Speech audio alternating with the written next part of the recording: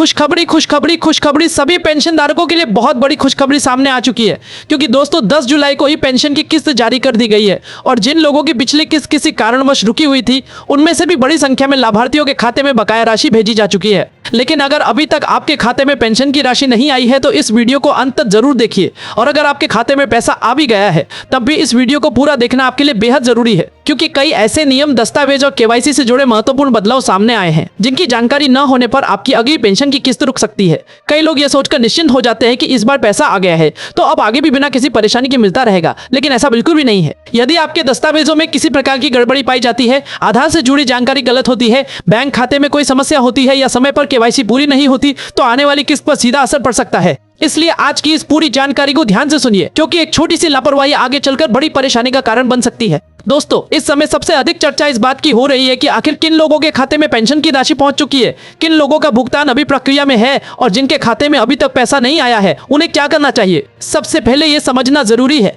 कि सभी लाभार्थियों के खाते में राशि एक ही समय पर नहीं पहुंचती। सरकार की ओर से भुगतान जारी होने के बाद अलग अलग बैंकों और भुगतान प्रणाली के अनुसार राशि पहुंचने में कुछ समय लग सकता है। इसलिए यदि आपके किसी परिचित के खाते में पैसा आ गया है और आपके खाते में अभी तक नहीं आया है तो तुरंत घबराने की आवश्यकता नहीं है। लेकिन यदि लंबे समय तक राशि नहीं आती है तब आपको अपने दस्तावेजों और बैंक खाते की स्थिति अवश्य जांचनी चाहिए। अब बात करते हैं सबसे महत्वपूर्ण विषय यानी केवाईसी की। आज के समय में केवाईसी केवल एक औपचारिक प्रक्रिया नहीं रह गई है, बल्कि ये सुनिश्चित करने का माध्यम बन गई है कि पेंशन सही व्यक्ति तक पहुंचे। यदि लाभार्थी की पहचान सही तरीके से सत्यापित नहीं होती या रिकॉर्ड में किसी प्रकार का अंतर पाया जाता है तो भुगतान रोका जा सकता है। यही कारण है कि समय समय पर संबंधित विभाग लाभार्थियों से केवाईसी पूरी करने की अपील करता है। कई लोग ये सोचते हैं कि उन्होंने वर्षों पहले एक बार दस्तावेज जमा कर दिए थे, इसलिए अब दोबारा किसी प्रक्रिया की आवश्यकता नहीं होगी। लेकिन यदि विभाग द्वारा रिकॉर्ड अपडेट करने या सत्यापन के लिए कहा जाता है और उस पर ध्यान नहीं दिया जाता तो भविष्य में भुगतान प्रभावित हो सकता है। केवाईसी पूरी होने का सबसे बड़ा फायदा यह है कि आपके रिकॉर्ड विभाग के पास सही और अद्यतन बने रहते हैं। इससे आपकी पहचान स्पष्ट रहती है, भुगतान में अनावश्यक रुकावट आने की संभावना कम होती है और यदि किसी तकनीकी कारण से रिकॉर्ड की जांच की जाती है तो आपका विवरण आसानी से सत्यापित हो जाता है। इसके अलावा यदि भविष्य में सरकार किसी नई सुविधा या अतिरिक्त लाभ की शुरुआत करती है तो अद्यतन रिकॉर्ड वाले लाभार्थियों को उसका लाभ मिलने में आसानी होती है। इसलिए केवाईसी को केवल एक औपचारिकता समझकर न टाले, बल्कि इसे अपनी पेंशन की सुरक्षा से जुड़ी महत्वपूर्ण प्रक्रिया माने। अब नुकसान की बात भी समझ लीजिए।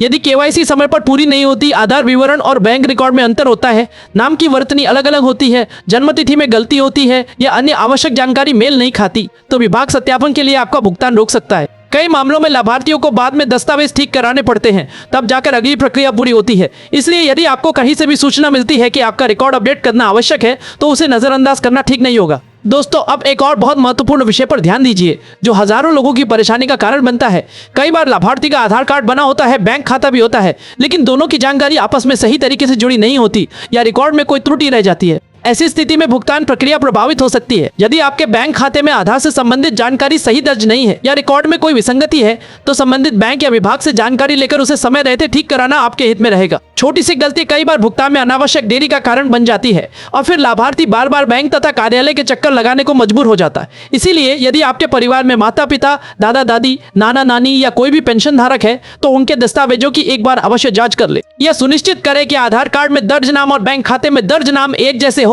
आवश्यक रिकॉर्ड अद्यतन हो और यदि किसी प्रकार का सुधार आवश्यक हो तो उसे समय रहते पूरा करा लिया जाए। कई लोग केवल इसलिए परेशानी में पड़ जाते हैं क्योंकि वे छोटी छोटी बातों को महत्व नहीं देते, जबकि यही छोटी बातें आगे चलकर पेंशन मिलने या रुकने का कारण बन जाती है। इसलिए सावधानी सबसे बड़ा बचाव है और समय पर दस्तावेजों की जांच कर लेना भविष्य की परेशानियों से बचा सकता है।